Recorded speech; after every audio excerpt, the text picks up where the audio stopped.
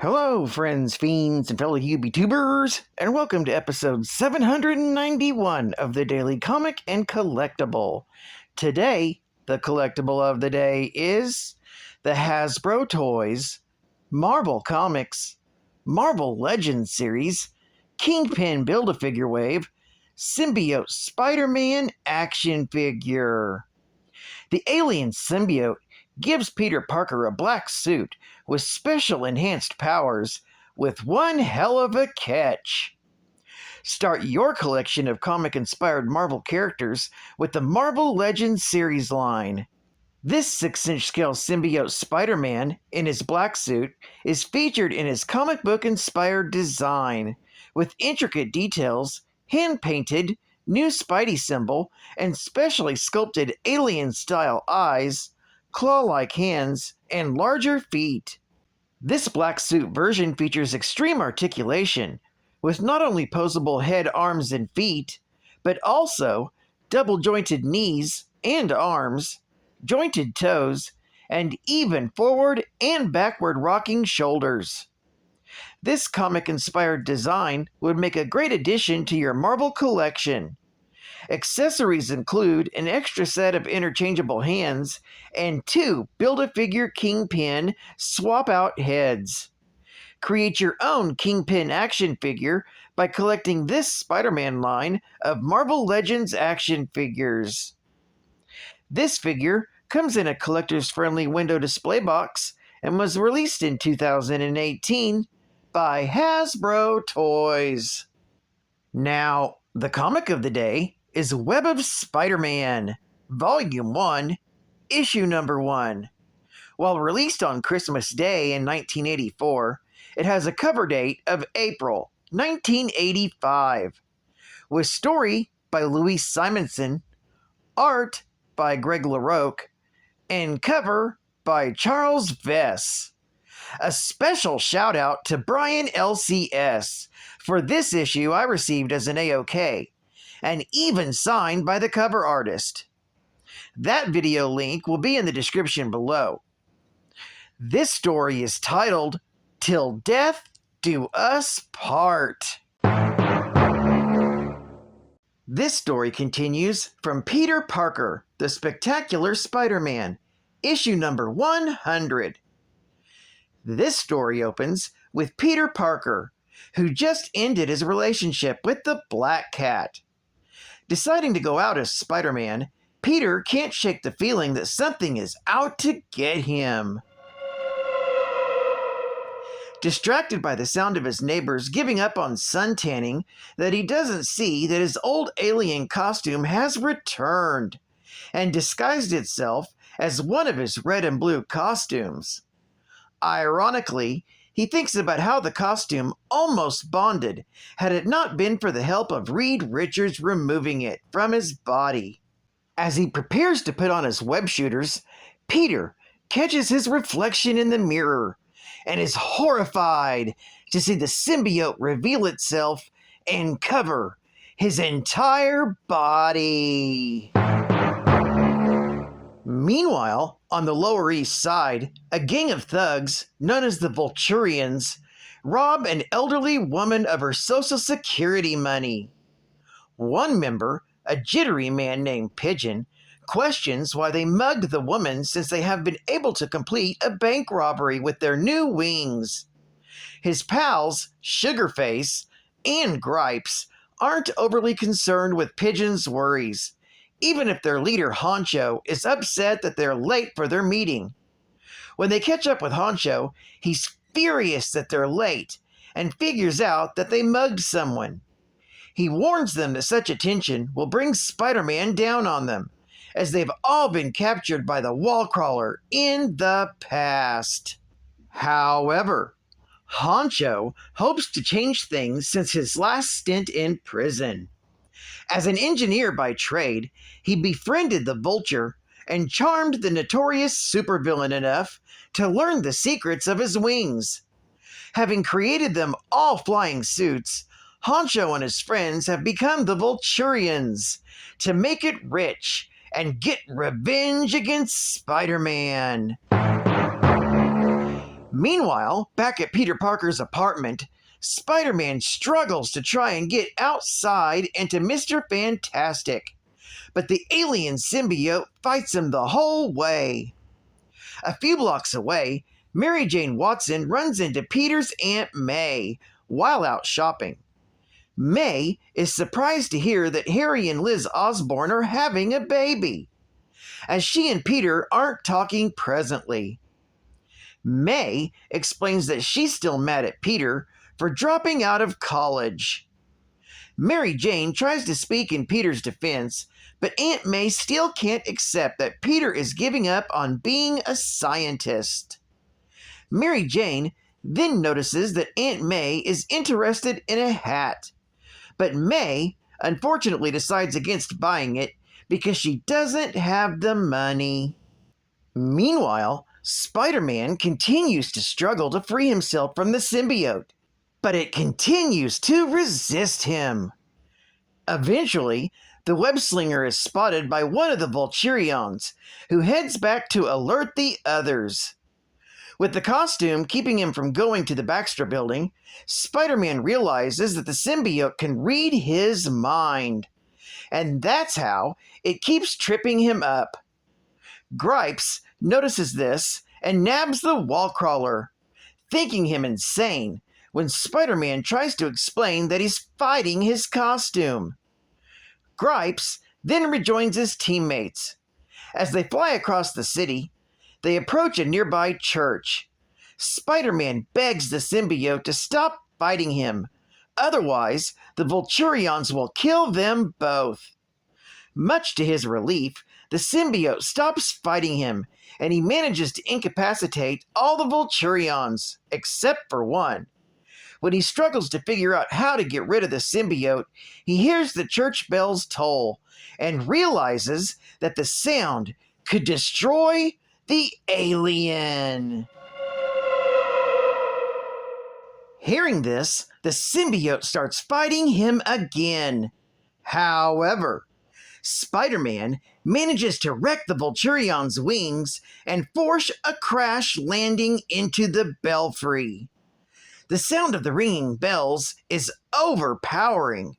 As the last VULTURION flees, Spider-Man stays behind, resisting the pain of the loud bells in the hopes it will force the symbiote off him.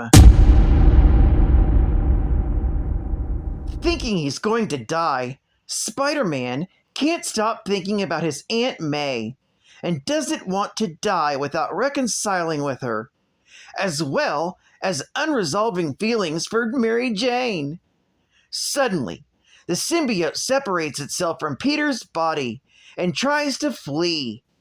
However, the symbiosis between Peter and the alien being had filled the creature with love for Peter Parker, and it risked its life to drag Peter to safety. With Parker safe, the creature strokes his face one last time before seemingly crumbling to bits. This story is continued in The Web of Spider-Man, issue number 2. Geek Fact: this issue is a key issue, being the first issue of the third ongoing Spider-Man series at this time. It's also the apparent death of the symbiote and the first appearance of the VULTURIONs, Honcho, Gripes, Pigeon, and Sugarface, all whom became a thorn in Spidey's side.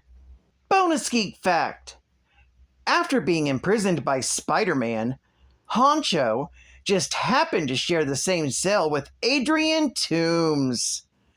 Feigning ignorance, he learned the villain's secret of flight, and during his parole, created 4 duplicate Vulture costumes. With his 3 partners in crime, also imprisoned by the Wallcrawler, this group of formerly common criminals could now take their revenge on Spider-Man. Another bonus geek fact: symbiotes are a species of inorganic, amorphous, symbiotic extraterrestrials that bond with other organisms, like a parasite. They were created from living abyss by their god, Null, at the beginning of the universe. The first being all black. They are connected through their hive mind and are ruled by the King in Black. The Celestials intended the King in Black to be a custodian of the universe, but Null rejected his purpose. Symbiotes were used as Null's weapons of war. However, after Null's control over them had momentarily slipped, the symbiotes rebelled against their master and trapped him in a planet they would call KLYNTAR, meaning cage. Adopting this name for themselves, many of them became a force of nobility and peacekeeping in the universe as the agents of the cosmos, while others remained a force of terror and hunger, often depending on the host. Advertising ad fact. Here's a special invitation to meet Marvel's new line of Star Comics. Now you can meet Strawberry Shortcake, Planet Terry, Wally the Wizard, Heathcliff, the Get Along Gang, Hey Chihuahua, the Ewoks, and of course, subscriptions start in September. Take advantage of this introductory offer to our new star titles. Get 16 issues for one low price at a 38% savings. The more you order, the more you save. You may cancel at any time if not satisfied. You get the lowest price on renewals, and every issue is mailed right to your home. Just mail to Star Comics with your name, address, city, state, and zip, with your total amount enclosed. Plus, allow 10 weeks for delivery. And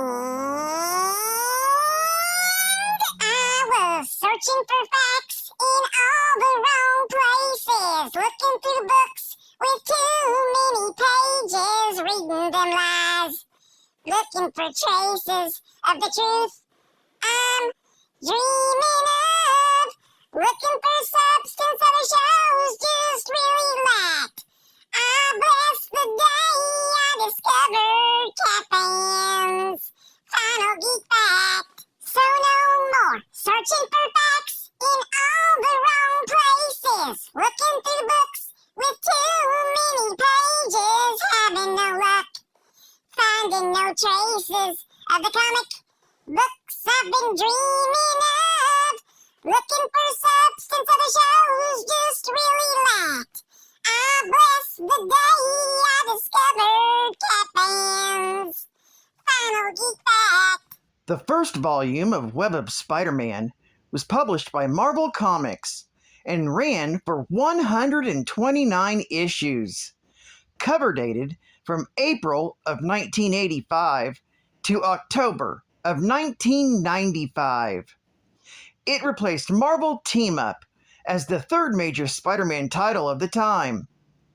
Web of Spider-Man Annual ran for 10 issues also, from 1985 to 1994.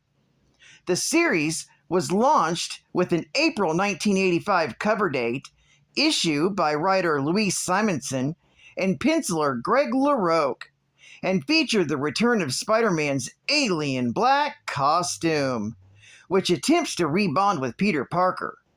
Peter rids himself of the costume again using church bells and presumes the alien to have died after that. The first issue featured a cover painting by artist Charles VESS.